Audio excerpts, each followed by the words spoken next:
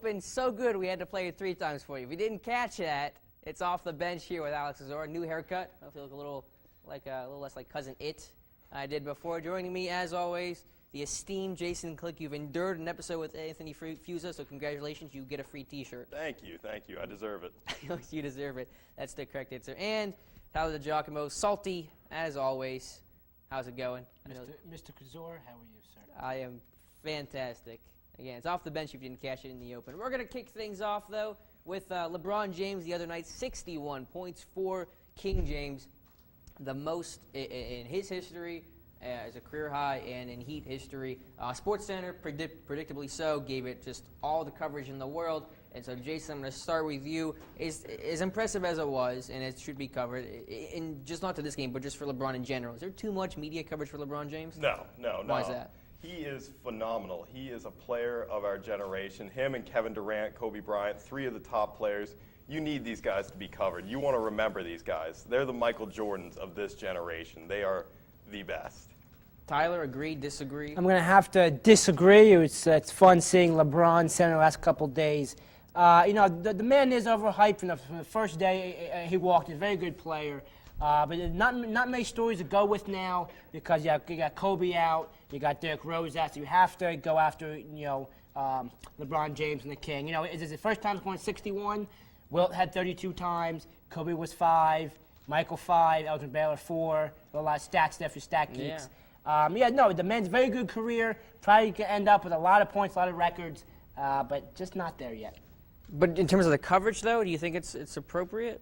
But as I just said, with Kobe out, Derrick Rose out, it's a big story, A, but B, it's an even bigger story because there's no other stories out there, so they're really going to ride that horse. I mean, I think and you see some of the highlights here of the 61, Jason, to your point, I mean, you can give it less coverage and people will still remember LeBron James. You're not going to forget that talent, and you still give it that coverage. So I think it's, to an extent, it's a little much. I think just in general, this kind of goes way back. Calling an 18-year-old whenever he first came out King James to start with, it's just a bad way to go about it to give a guy that kind of put him on that kind of pedestal. When you watch him play, though, the way he picks apart defenses is just phenomenal. I know. I'm not trying to knock him. It's the media that just does it. Because, people talk about, he has so much of an ego, saying now Jim Gray and announcing the decision. You call a guy King James for a couple of years, and you put him on every cover out there, and you talk about him every single night, he's going to have an ego. It's unavoidable. Well, I think he should have an ego. He should. But I'm just best. saying you built him up. So I think it's just a little much. I'd like to see maybe some hockey, ESPN, just a thought. Just a smidge too much? Just a skosh? A skosh. Some hockey more on ESPN hockey. would be nice. It would be. We'll get to some hockey later in the show, but we'll move on now to football/baseball with Russell Wilson in spring training with the Texas Rangers. Tyler, I'm going to start with you. Is this a smart thing for him to do?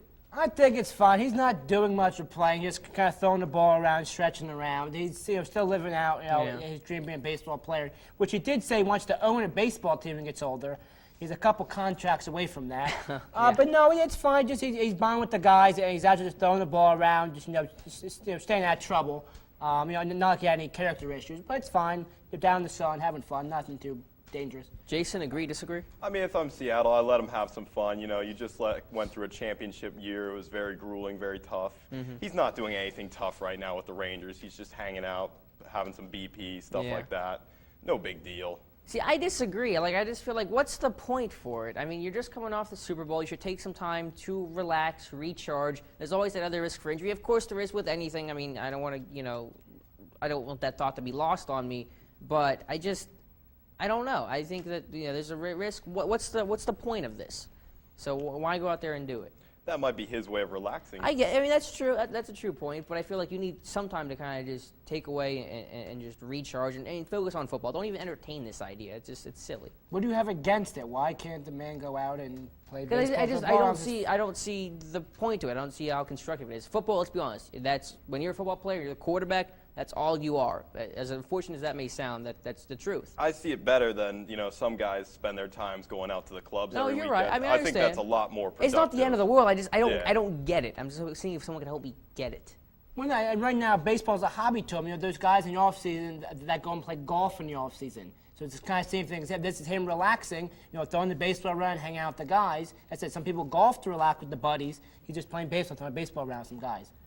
I don't know. I guess I'll make my final point of this. I don't know if joining a major league team is just a summertime activity.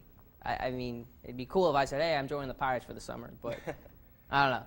I just don't get it. That's just me. But it's not the end of the world, and it's not going to affect him too much. I just don't get it.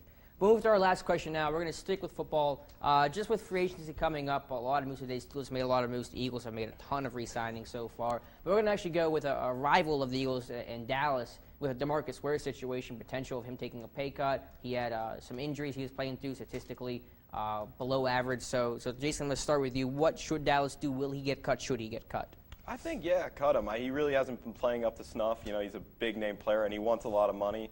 And if you're Jerry Jones, maybe make a few changes there. Let him go, see what happens, and rebuild the defense without him.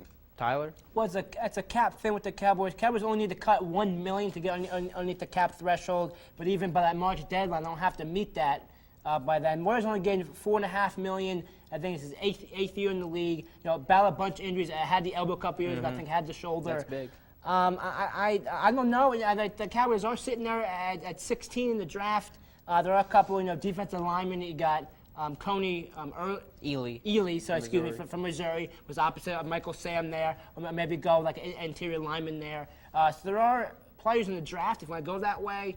But again, I think the injuries scared the Cowboys. Yeah, it's a numbers thing. Like you guys talked about salary cap. That's really the season that we're in right now. I think he will get cut because every indication has made it seem like that he will. Should he? I think no. I think you try to explore other options, restructure the deal. Maybe you ask for a pay cut because, like you said, if the injuries have subsided, and there's no guarantee of that, I mean, he can be a dominant right outside linebacker. So I think for me, you have to keep him.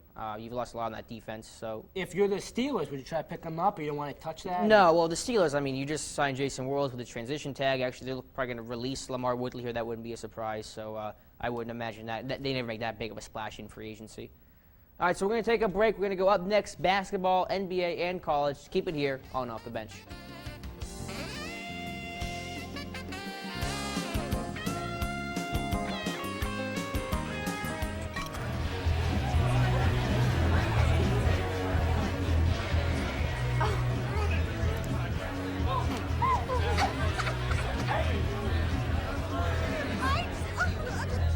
It's easy to tell if you've had way too many.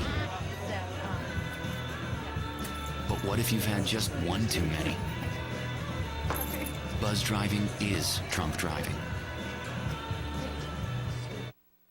Tired of waiting till next summer to get your tan back? Then come on down to Total Body Tanning Center on Main Street. Fully equipped with 10 beds ranging from basic to the most powerful Star Power, 2 standing beds, and a vanity area. Total Body has everything you need to get that perfect tan. Choose from a wide array of lotions, body stickers, skinny wraps, and more. Total Body accepts $80, offers monthly specials, and even has a drawing for a free tan for one customer each week. So don't wait till next summer. Come on down to Total Body Tanning Center, located at 535 Main Street, right next to the county seat.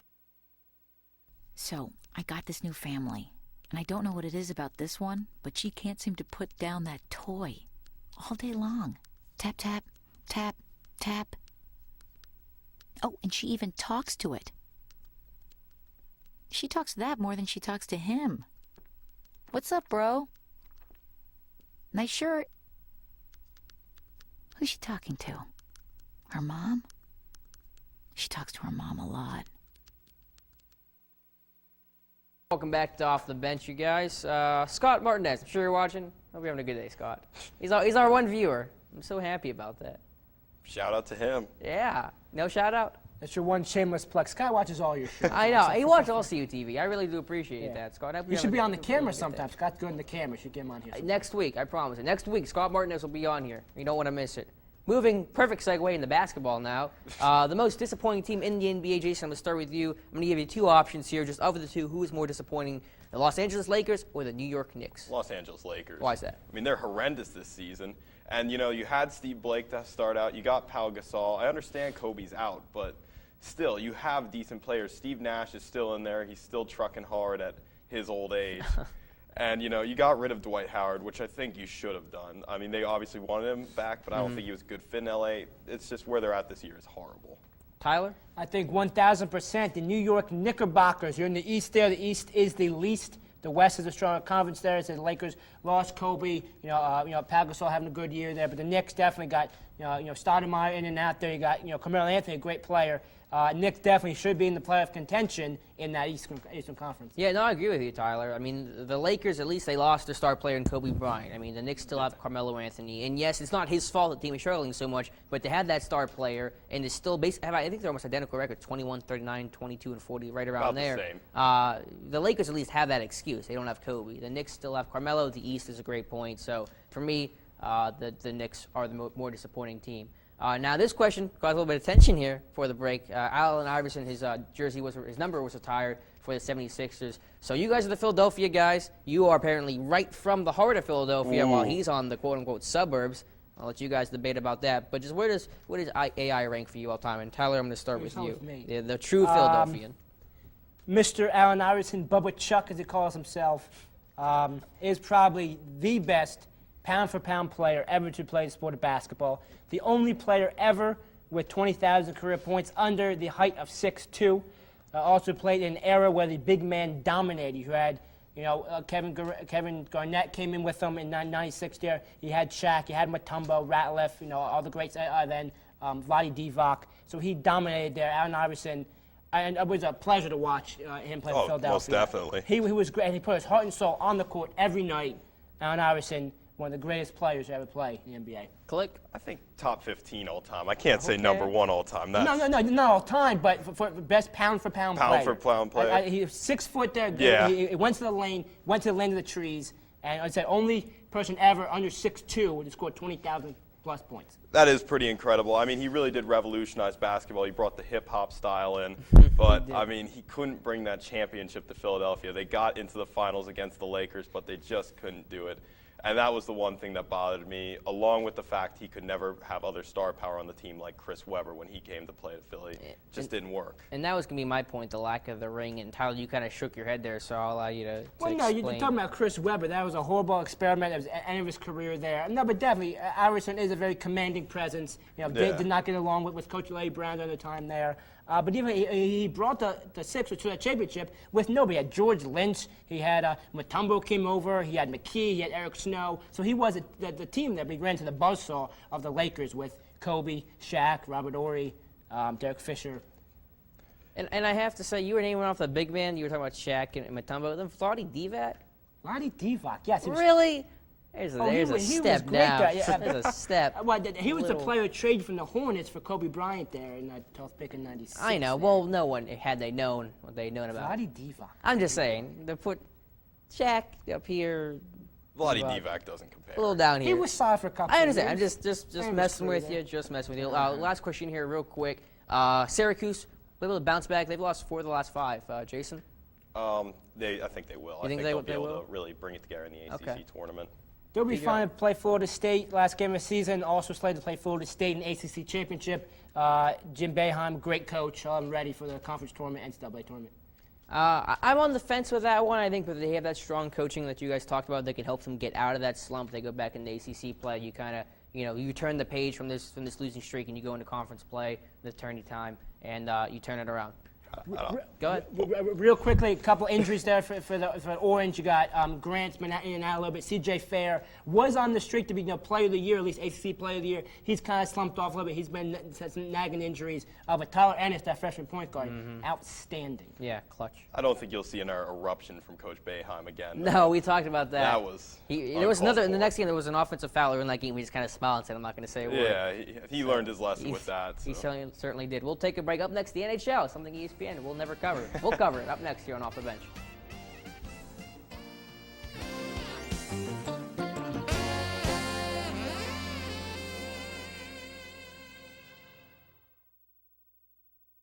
Hey, I'm Anderson Cooper. As a parent, you want to make sure that your child knows how to deal with bullying when they see it happening. And chances are they want to help, but they don't really know how. I'll teach them that the best thing to do is calmly walk away, find a teacher or other adult, and speak up. And do your part. Be that adult they can talk to and trust will listen. Join me to help stop bullying. Go to stopbullying.gov to find out more.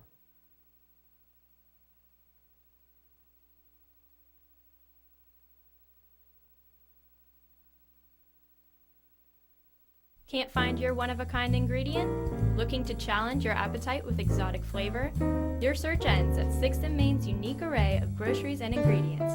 Specializing in the not-so-widely available, 6th and Main is Clarion's supplier of the striking tastes that shape a stylish palate. With their varied styles and unmatched selection, 6th and Main has got the taste you have only dreamt about. Let your taste run wild at 6th and Main.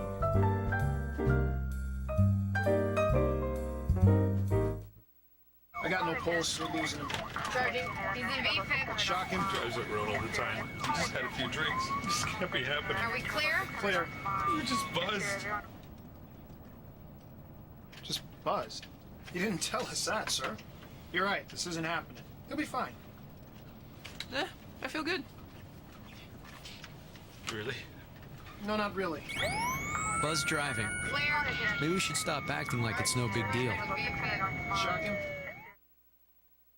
Hi, I'm Clint Hurdle, Pittsburgh Pirates manager, and you're watching Off the Bench.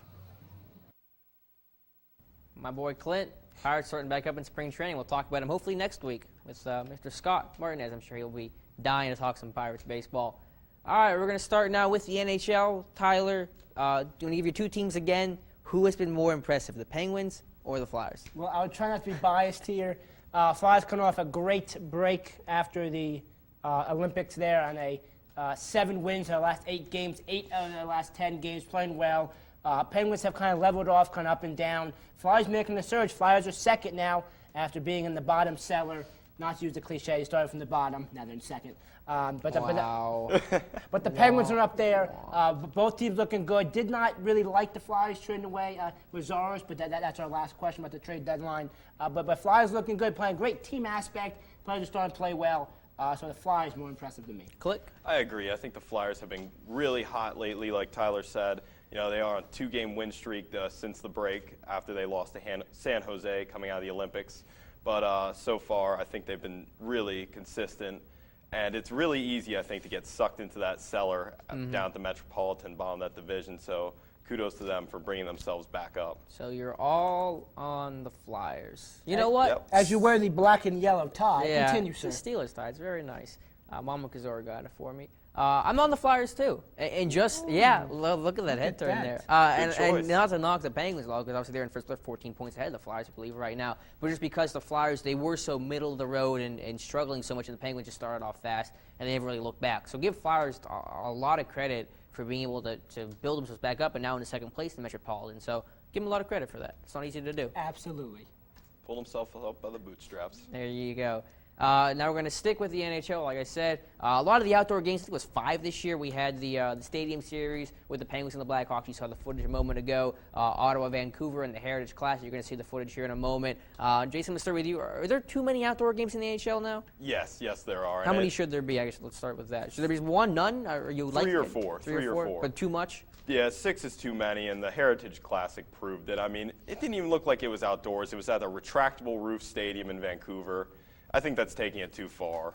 The retractable roof is really what digs into you? Yeah, it's not natural. It's just not, that's not outdoors like. It's very, The hockey purist. Tyler? As fun as it was watching the Blackhawks-Penguins game and the torrential snowstorm there, I think it's definitely losing its luster. You have 5, 6, 7 games outside, definitely losing a lot. I know teams, it's a big revenue thing. They're outside, a lot of fans, all that stuff. But just have one. It's called the Winter Classic. Just have it New Year's Day. Just have that one. Make it special. Have a big, pageantry. But just have that one. There's no point to have, every single team playing outdoors. Yeah, no, I completely agree. I'm not sure where the 3 or 4 came from, Klick, of how it's that. just a nice middle-of-the-road number. Nice I mean, the one in Los Angeles, like, what's going on here? You can't play hockey outdoors in Los Angeles. With the beach volleyball in left field. Yeah.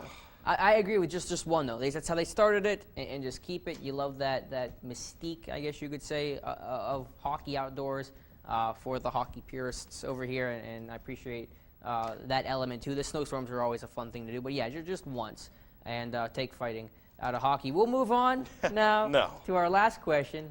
We won't go through this That's a whole again. block itself. It really is. But the trade deadline has passed today, so Jason, I'm going to get your thoughts on the trade deadline. A lot of moving and shaking going on. I mean, the biggest trade of the day, Ryan Callahan going from New York to Tampa Bay for Martin St. Louis. And New York also sent them a second-round pick for next year, along with a first-round pick for 2015, which is insane. And if the Rangers make it to the semifinals, the Tampa Bay gets a first-round pick next year. So you like the move for Tampa? For Tampa, yeah. For New York, I don't know what you're doing. St. Louis obviously won the scoring title last year, but he's 38. How many more years does he have left in him? 38 years old. Absolutely. As Jason said, the Rangers grossly overpaid for St. Louis. But no, as I said, the Flyers, I thought that they should have stood pat at the deadline, had a good team, a lot of chemistry going, did trade away reserves, but they did keep Sean Couturier, Coots there on defense. Did bring in Andy McDonald, the hockey player, not the skateboarder. Used to play some great Tony Hawk back in the day. But anyways, I digress. But other than that, not too much happened. A lot of goalies going around. I got goalies going to Wild and Carolina and the Panthers. A lot of stuff going around. Goalies are kind of like the relief pitchers of baseball. That you find a hot one, you stick with them. But no, hockey, for me, I'm not going to pick it up to the playoffs probably. I'm not that big of a hockey fan. But it'd be great the rest of the season. Well done. Luongo got dealt. We've been in trade talks for years now, and he finally got traded. Martin Brodeur, he was actually in trade talks too. There was no takers there, so Martin Brodeur will stay with the New Jersey Devils. For the Penguins, they couldn't get Kessler, not a whole lot. You said they got Marcel Goc? Yeah, they did. So get, a video Marcel game reference, Goc NHL 6, Panthers. one of my favorite video games of all time. I always was the San Jose Sharks because they were really, really good, and I was really bad at video games. And I love Marcel Goc, so. Play on easy mode too? Sometimes, just to see how many goals I can score. I got like 45 once on like 20 minutes. That's and awful. we lost our one viewer. Scott, Mr. And yeah, it's hockey. NASCAR would definitely do it. But no NASCAR this week, Scott. We're going to take a break, get ourselves righted, and come back with our final words. So keep it here on Off the Bench.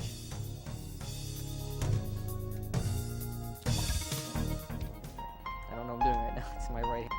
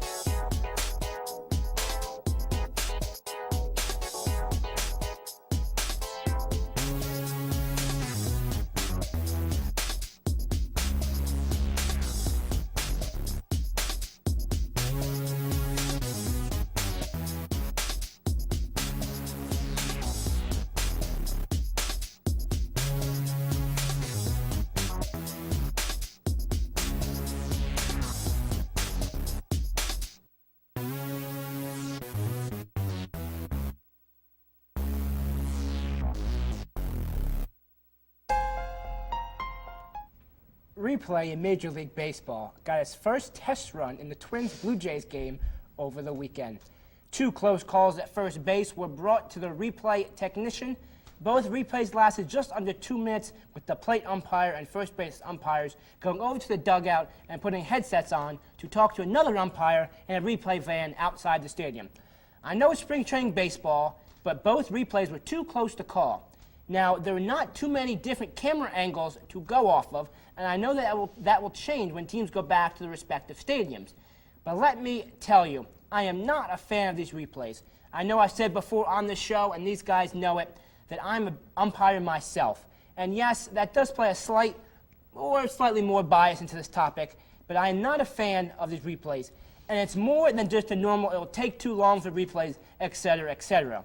I am a baseball purist. I love the human element. It's a joy of sports.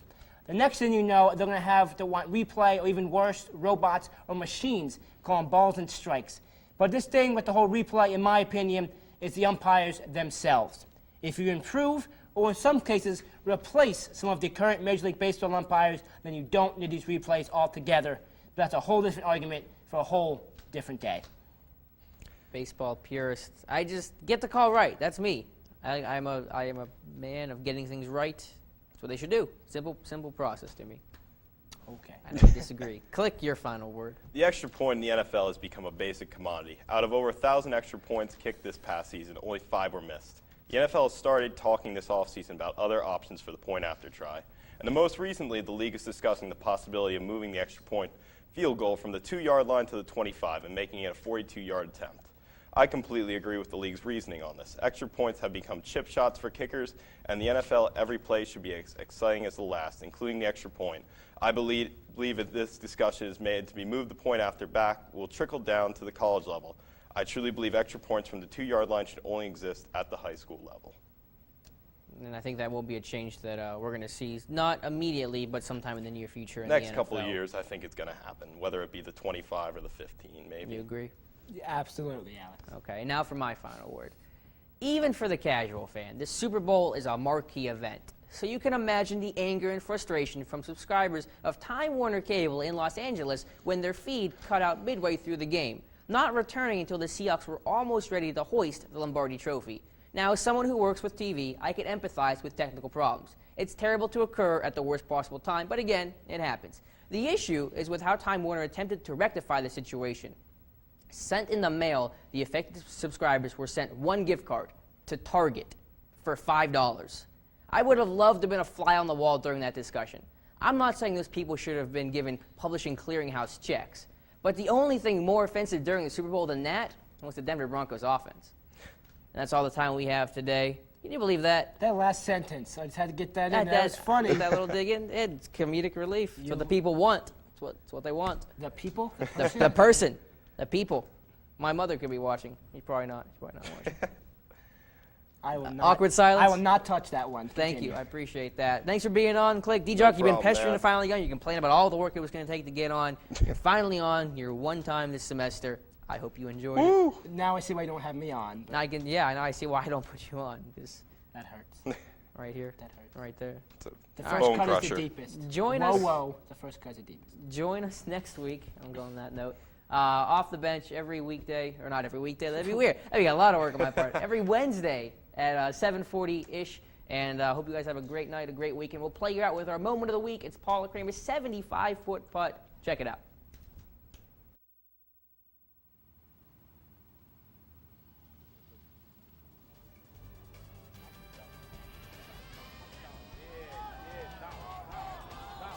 Pick up speed from here.